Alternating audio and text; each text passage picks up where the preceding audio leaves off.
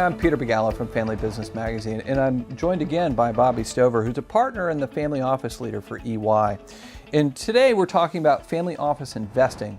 As the older generation starts to migrate out and the next generation comes in and engages the office a bit more, there's some trends on the horizon around how the family office invests and what the platform can really do for the family. So let's kind of dive in. Are they moving away from traditional investment platforms? Yeah, so Peter, it's a great question. I would say it's been changing for the last 5 years. So if you're just hearing about it, you're a little late to the game, but that's okay. Family offices have traditionally started out with probably the older wirehouses and went with their investment platforms at probably their high-end scale, open architecture. But the trend for family offices is to move away and start doing their own investing, creating their own funds, doing their own types of deals. Why is that? We all know that one of the greatest things that improves performance is cost. Right. So if I can do it myself and I'm big enough and I can lower cost, I can improve my returns. And you're seeing different family offices come together on deals and kind of partnering up? So what's happened is the family offices have said, with all those deals out there, what if we were talking more in club investing or direct investing together? The second thing is I think families are looking to co-invest into spaces they don't understand. So a great deal may come to me and I want to put some money in it, but I can't fund the whole thing.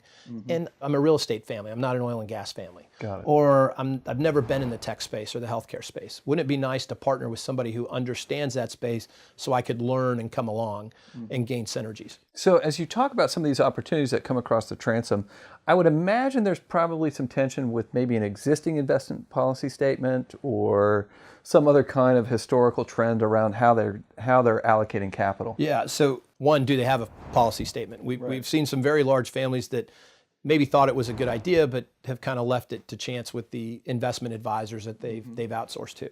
But most of our larger family offices do have an investment policy statement, and they do follow it. But then things come up, right? And so how do we handle it when the really smart kid that we just sent off to Harvard to get his MBA thought of a new deal and partnered with a guy, and that's coming to us?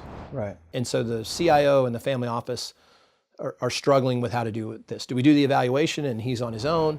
Do we pull it under our umbrella? And there's no right or wrong answer. It's just a trend as young people see what's going on in the technology and other spaces that they're going to want to do other types of investments and deals, and family offices are going to have to do Yeah, and that puts a premium on really good communication.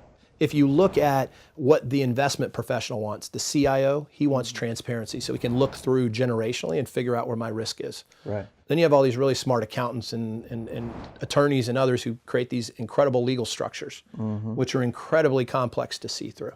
Right. So what we're seeing is a trend towards, without that transparency, the asset allocation goes to probably the family member that's in control. Got it. CIOs are aware of this, family offices are aware of this, to be able to have that transparency and be able to do asset allocation by generation so you can really change exposures. Right.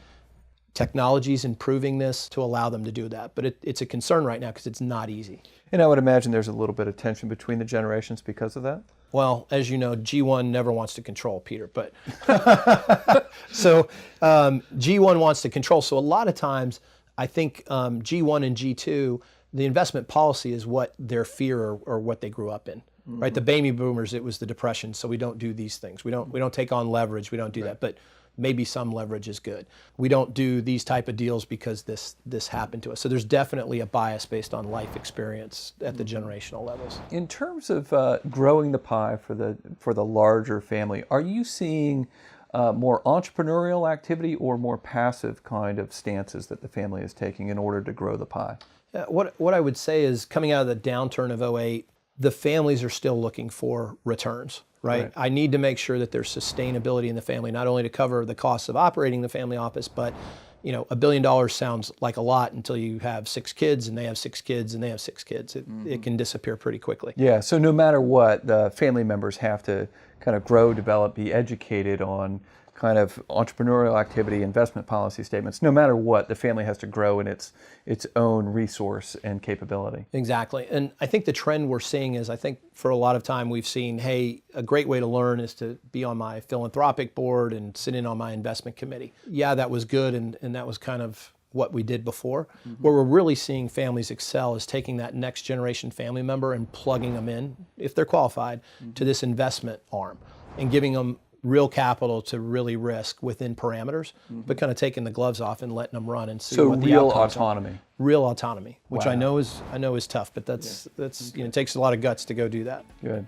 So family offices are starting to evolve and change, and with an eye towards growth. And with that comes a little more autonomy, a little more risk at times, but some really creative solutions to keep growing the pie. Thanks, Bobby.